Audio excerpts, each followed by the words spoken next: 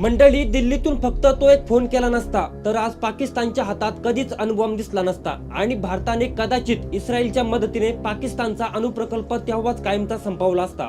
ही गोष्ट आहे जगातील सर्वात धाडसी गुप्तहेर मोहिमेची आणि एका अशा राजकीय चुकीची जिने इतिहासाची पानं कायमची बदलून टाकली। पण तो फोन नक्की कोणी केला होता आणि ज्या फोन मध्ये नक्की असं काय सांगितलं गेलं ज्याने पाकिस्तानला अण्वस्त्र बनण्याची सुवर्ण संधी भेटली, तेच आपण सविस्तर बघणार आहोत। नमस्कार मंडळी, मी विठ्ठल, तुम्ही बघताय वेद.com।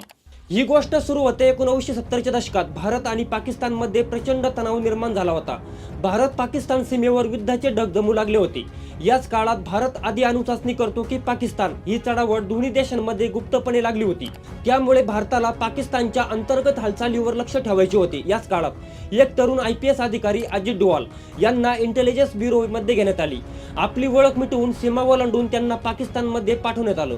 त्यानंतर 1971च्या युद्धात भारताने पाकिस्तानचे 2 तुकडे केले आणि जगाच्या नकाशावर बांगलादेश नावाचा एक नवीन देश जन्माला आला। या पराभवाने पाकिस्तान प्रचंड अस्वस्थ होता, पण याच पराभवाच्या रागातून एक भयंकर कट शिरत होता।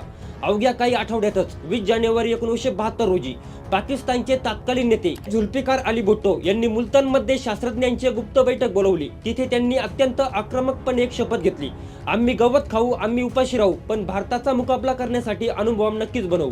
इथूनच पाकिस्तानचा कहुटा अणुप्रकल्पाचा पाया रचला गेला। पुढे 1974 मध्ये भारताने जेव्हा पोखरणमध्ये पहिली अणुचाचणी केली तेव्हा पाकिस्तानची घबराट अजून वाढली। भुट्टो यांनी शपथ तर घेतली होती, पण अणुबॉम्ब बनवण्यासाठी लागणारे तंत्रज्ञान पाकिस्तानकडे नव्हते। अशातच यक्यूब खान नावाचे शास्त्रज्ञ हॉलंडमधून युरेनियम संवर्धनाची मशीनचे नकाशे आणि डिझाईन चोरून पाकिस्तानात परतले होते आणि त्यानंतर इस्लामाबाद जवळ कहुटा येथे अत्यंत सुरक्षित ठिकाणी गुपचूप अणुप्रकल्पाची उभारणी करू लागले। भारताला संशय होता की तिथे काहीतरी काळा शिजतंय, पण पुरावा कोणाकडेच नव्हता।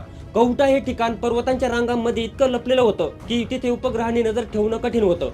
पण भारत शांत बसणार नव्हता। अशा वेळी भारतीय गुप्तचर यंत्रणा IB ने आपला एक सर्वात हुशार मोहरा अजित डोवाल यांना त्या अणुप्रकल्पाची माहिती काढण्यासाठी मैदानात उतरवण्याचे ठरवले। येतेच अजित डोवाल होते जे 1970च्या दशकात आपली खरी ओळख, आपला धर्म, आपलं घर सोडून पाकिस्तानच्या भूमीत शिरले होते।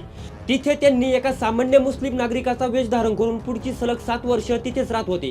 त्यांनी तिथली उर्दू भाषा, स्थानिक बोली भाषा, राहणीमान आणि मशिदीत नमाज पाडण्यापर्यंतच्या सर्व गोष्टी इतक्या आत्मसात केल्या होत्या की शेजारच्या माणसाला कधी संशय आला नाही की आपल्या बाजूला एक भारतीय अधिकारी राहतोय। कहुटा अणुप्रकल्पाची सुरक्षा एवढी कडक होती की तिथे कोणालाही फिरकण्याची परवानगी नव्हती।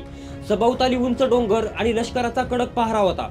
पण डोवाल यांनी एक अजब डोकं लावलं। त्यांना माहित होतं की या प्रकल्पात काम करणारे शास्त्रज्ञ आणि कर्मचारी बाहेरच्या एका ठराविक सलूनमध्ये केस कापायला येतात आणि तिथेच डोवाल यांनी लक्ष केंद्रित केलं। एक दिवस संधी मिळताच त्यांनी त्या दुकानाच्या बाहेर टाकलेले केसाचे नमुने गोळा केले।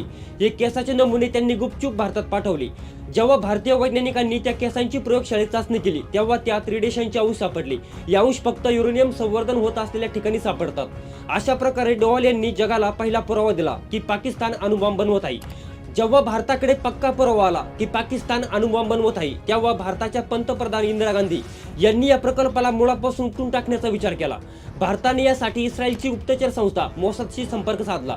त्या काळात मोसाद ही इस्रायलची सर्वात घातक गुप्तहेर संघटना होती। तसेच पाकिस्तानचा अणुबॉम्ब म्हणजे तो संपूर्ण इस्लामिक जगाचा अणुबॉम्ब ठरणार होता। या समान शत्रूमुळे भारत आणि इस्रायलच्या गुप्तहेरांमध्ये एक गुप्त युती झाली। दोन्ही देशांनी मिळून कहुटावर हवाई हल्ला करण्याची योजना आखली, पण नियतीला काहीतरी वेगळंच मान्य होतं। 1977 मध्ये भारतात सत्तापालट झाला आणि मोरारजी देसाई पंतप्रधान झाले। देसाई हे त्यांच्या पारदर्शक आणि शांतप्रिय राजकारणासाठी ओळखले जायचे। एके दिवशी पाकिस्तानचे राष्ट्राध्यक्ष जनरल जिया उल हक यांच्याशी फोनवर बोलताना मोरारजी देसाई यांनी एक असा उल्लेख केला ज्याने भारताची सलग 7 वर्षाची मेहनत मातीत मिळवली। देसाई म्हणाले, जनरल, आम्हाला तुमच्या कहुटातील अणुप्रकल्पाची पूर्ण माहिती आहे। हा एक फोन कॉल पाकिस्तानला सावध होण्याची संधी मिळाली। जेव्हा पाकिस्तानला समजलं की त्यांच्या घरात भारताचे गुप्तहेर शिरले आहे त्यानंतर अवघ्या 24 तासात पाकिस्तानने कहुटा परिसरात भयानक शोध मोहीम राबवून सर्व भारतीय गुप्तहेरांना शोधून काढलं। अनेकांची निर्गुणपणे हत्या करण्यात आली, काहींना जेलमध्ये डांबण्यात आलं तर काहींना जिवंतपणेच गायब करण्यात आलं, ज्यांचा पत्ता आजही कुटुंबाला लागला नाही। भारताची संपूर्ण नेटवर्किंग उद्ध्वस्त झाली। मात्र अजित डोवाल त्यांच्या चाणक्यपणामुळे तिथून निसटण्यात यशस्वी झाले आणि सुखरूप भारतात परतले। पण भारताने कहुटा नष्ट करण्याची ती ऐतिहासिक संधी गमावली। जर तो एक फोन झाला नसता तर आज पाकिस्तानच्या हातात कधीच अणुबॉम्ब दिसला नसता। पण मंडळी, इतिहासाच्या या पानामध्ये एक मोठी खंत कायमची कोरली गेली. दिल्लीच्या त्या एका फोन कॉलने केवळ कहुटा मिशन थांबवलं नाही, तर त्या मातीत राबणाऱ्या अशा अनेक भारतीय गुप्तहेरांचा बळी घेतला, ज्यांची नावं आजही जगाला ठाऊक नाही. आज पाकिस्तानकडे अणुबॉम्ब आहे हे सत्य आहे, पण भारताकडे अजित डोवाल यांच्यासारखी अशी अभद्र सुरक्षा कवच आहे, ज्यांच्यामुळे 125 कोटी भारतीय आजही शांततेची झोप घेऊ शकतात.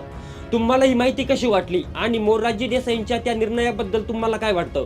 कमेंटमध्ये नक्की सांगा. ही माहिती आवडली असेल तर आपल्या मित्रांसोबत शेअर करा आणि अशाच ऐतिहासिक माहितीसाठी आपल्या वेद.com ला सबस्क्राईब करायला मात्र विसरू नका.